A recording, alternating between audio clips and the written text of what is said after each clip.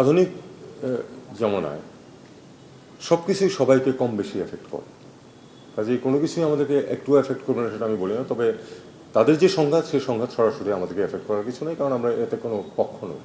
আমরা যেটা বলেছি যে আমরা চাই যে তারা দুই পক্ষ আলাপ আলোচনার মাধ্যমে সমাধান করে ফেলে, কোনো সংঘাত না থাকুক।